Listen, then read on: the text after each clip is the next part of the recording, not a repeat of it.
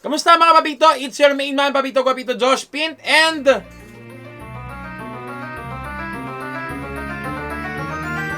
dahil meron na tayo standing table! Let's go! Ngayon, ang problema, pag meron tayong standing table, mukha naman akong ini-interrogate dito. Tingnan mo, sobrang lapit ng liwanag sa akin. Anong gusto nyo mag-video ko ng ganito? Ha?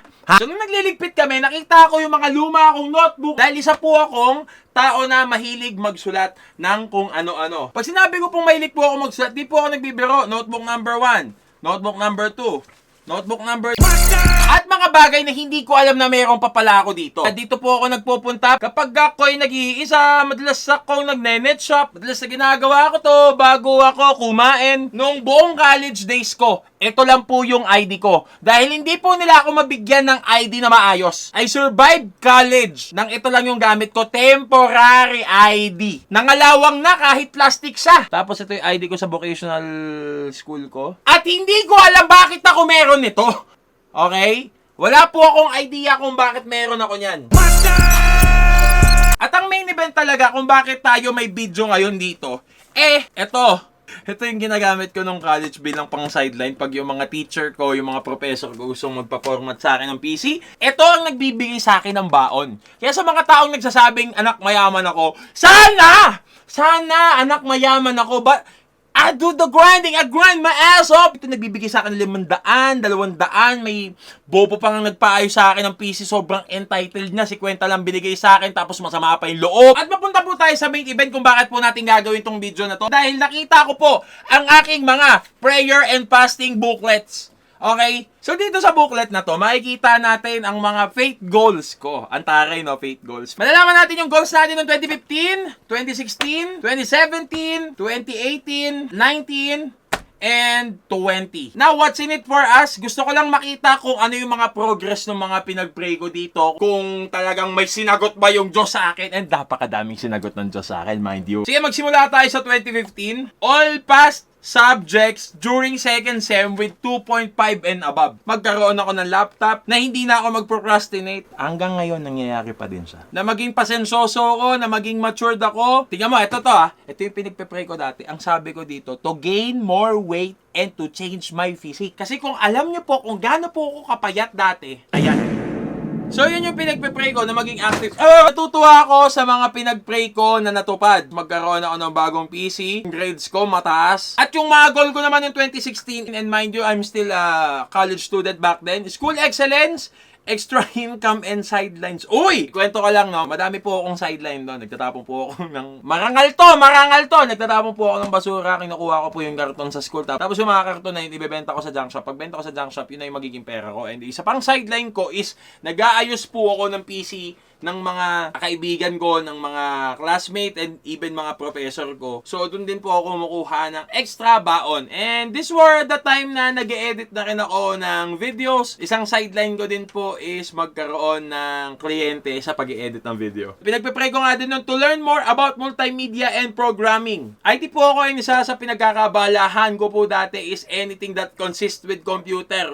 Mapa-multimedia man din yan, or game development, or music production, or programming. Tingnan mo, mga pinagpipray ko pa dati. Oh. Less stress in college. Tapos maging magandang impluensya sa mga classmate ko. Kasi yung mga classmate ko, ako yung nilulook up nilang kuya. Bold for you to say, ha? Ayan, no, ang sabi ko po dito is maging summa cum laude. Angas! Sabi ko pa, no cramps, no lates, and no mediocre works. All made out of excellent. Pero reflecting, no, iba yung mga pinagpipray ko nung mga panahon na yun, and I do guess natupad naman siya. Oh my Lord. Ang cringe. Pinagpipray ko pa dati yung ano ko dito, dream girl ko dito. Health ng pamilya ko and all that. Sa career, gusto ko magkaroon ng YouTube channel na successful. Ayan, tignan mo ha. Totoo yung pinagpipray ko dati na gusto ko magkaroon ng YouTube channel. Hindi naman po ako sobrang lala humiling. Ang gusto ko lang po nung panahon na yon, YouTube channel to be successful 10K at least. LOL. Excellence in any project. Kasi nung mga panahon na yon, nagtitake na po ako ng mga editing projects ko nun, and gusto ko yung mga output ko the best. Yung answered prayer ko pala noong 2017, nagkaroon ako ng laptop. Yung thesis namin pasado, safe yung 2017 namin, and napakadaming lakwatsa yung naganap namin. At guys, 2018 was my adventurous year. And yes, it was an adventurous year for me. I am not even kidding. So, ang mga personal fate goals ko noon, personal fate goals yan. Maging kami! Tapos, iba pa dito is to learn more things. Like PC, music, hacks, wisdom, more knowledge, business, life, and etc. etc. Isang goal ko din nun is magkaroon ako ng matinding knowledge, maging wealthy yung 2018 ko. Naging wealthy ba ako noong 2018? Uy, paldo ako noong 2018! I was making my mark noong 2018! Mind you, I was making my mark. I was the GOAT! Pinipipray ko na magkaroon ako ng matabang utak, magkaroon ako ng disiplina, time management, which is I am still having a problem, me being honest, no? Tapos, pinagpipray ko noon na, ayan, na magkaroon ako ng YouTube, 10K sa YouTube channel ko, which is, nangyari nga siya, ayan, no, 10K sub. Magkatrabaho after grad, yes, nangyari siya. At magkaroon ng savings, yes, nangyari siya. So, noong 2018, yung mga pinagdadasal ko nito at yung mga goals ko nito, most of it nangyari. Yun yung mga panahon na grabe ang tindi ng galawan ni Lord sa aking buhay. And I really thank Him for that. So, ito, no, ayan, ito po yung pinagpipray ko noon na 70K. Tapos, makagraduate ako. Ayan. Gusto ko na bago mag-resign si Papa sa pagiging aircon technician overseas, gusto kong may pakita sa kanya na nagbunga naman po yung pagsusumikap niya doon. So, hindi na po siya basta nagkayod kabayo lang doon para sa wala. Pinakita ko po yung aking makakaya din sa pamamagitan ng pag-graduate. And graduate, I did, mga kaibigan. Ito yung isa sa magandang pag-give back ko. Well, sa akin na at least pag-give back ko sa effort ni Papa sa Saudi, ang graduate. So, yung pinag-pray ko naman noong 2019, ito naman lahat siya naganap. Yung magkaroon ako ng camera, yung magkaroon din ako ng 100K na naging 200K, and maging close yung pamilya namin, and magkaroon ako ng endorsement opportunities, which is, I'm really thankful that it all happened. Tapos, yun naman, noong 2019, wala naman ako masyadong naisulat nung time na yon. My only lesson for that year is, huwag kang magsaset ng goal na napakababa. So, ito yung mga thankful ako noong taong 2020. Ayan, nakikita nyo po dyan. Mga personal faith goal ko noong 2020, makapag-focus ako sa health ko, maging abundant yung career ko, which did happen, yes, indeed. Makapag-provide ako sa pamilya ko, nangyari yon. Na matanggal ko yung bad habits ko and initiate ng good one, pero parang hindi yun yung nangyari. Parang kabaliktaran yun yung nangyari. For me to be the greatest noong 2020, I was. But I still am.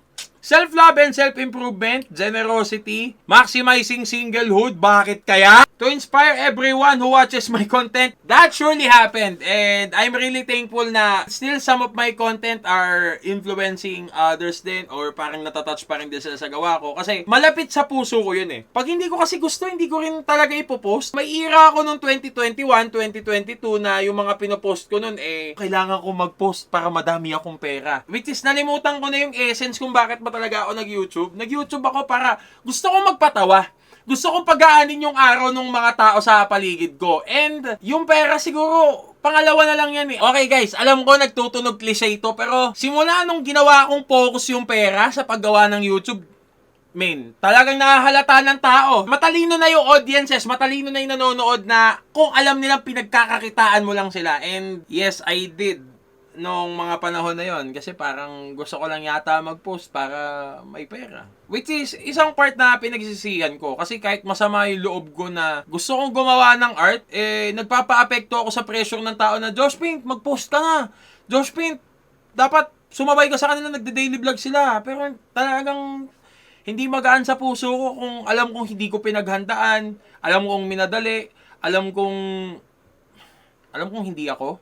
And guys, kung alam nyo po, no, hindi po ako monetized ngayon, and kung may nalabas pong ads dyan, hindi po sa akin ang galing yan. This will be another topic for another video. Nung nahack ko yung channel ko, hindi na po ako makapag-gain ng monetization for some reason. And that's good for me! Kasi ibig sabihin na makakagamit na ako ng copyrighted material. Hindi ko na kailangan alalahanin na pag gumamit ako ng copyrighted material, hala! Baka mapunta sa artist yan, no? Baka yung kitain ng video ko dito mapunta sa artist. Where in fact, wala naman na talaga akong kinikita. So, I have nothing left to lose, bro.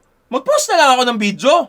gusto ko pa yung ginagawa ko. Ang hindi lang naganap noong 2020 is to make my first million. Kasi yung mga panahon na yun, sinisiro out ko pa yung mga utang namin, yung mga pagkakabayaran namin, and yung therapy ng tatay ko. Tuwa naman din ako na wala na kami masyadong mabigatang babayaran. Lahat na zero out na namin. Thank you, Lord. So, different problem for a different year, I guess so. At saka ito, noong 2020, medyo nalalabuan na rin ako sa kung ano talaga yung gusto ko eh. Kasi masyado na akong nakikinig sa mga tao sa paligid ko. Hindi ko na sinusunod kung ano talaga yung gusto ko. Pero yun talaga eh, gusto ko parang nagbibigay ako ng value sa mga manonood sa akin eh. Pero value is subjective.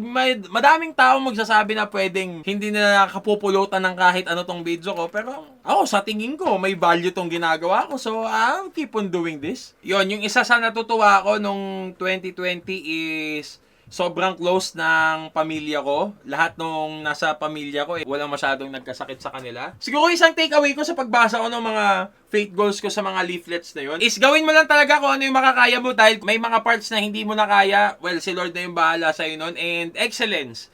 Excellence sa bawat ginagawa mo. Kasi magbubunga at magbubunga yan eh. At isa pang natutunan ko dun sa mga pinagsusulat ko within the past years is tindihan mo lagi yung goal mo. No, kung ito yung goal mo nung itong taon na to, higitan mo lagi. Kung naniniwala ka din sa sarili mo, ma-achieve mo yon. Siguro kung ikukumpara ko yung sarili ko ngayon, sa mga panahon na yon na nagsusulat pa ako sa mga leaflet, na napapadalas yung negative self-talk ko sa sarili ko na to, sa era ko ngayon. Ako, magiging honest na ako, hindi na ako ganun katindi yung view count, hindi na rin ako like ganun ka sikat. Kaya ako nga ginagawa itong mga bagay na to ngayon. Kaya nga ako nagawa ng video ulit ngayon. Kasi I am back. I am back. Nagbabalik po ako ulit. And bumalik yung passion ko. May mga bagay lang na kailangan tanggalin. May mga bagay lang na kailangan ilayo sa akin. At may mga bagay lang na kailangan kong baguhin sa sarili ko para bumalik lang din ulit ako sa sarili ko. Okay? Yung mga panahon na yun, kasi mahal ko yung sarili ko nun eh. Ang pagkakamali ko lang is yung pagmamahal ko sa sarili ko, nilipat ko sa ibang tao. Kaya ipapalik natin siya ulit sa akin. So magsusulat tayo sa Future Josh Pint by a Future Me. And let's see what will happen for a year. Napakaikli ng isang... Niggas left, but it's not enough.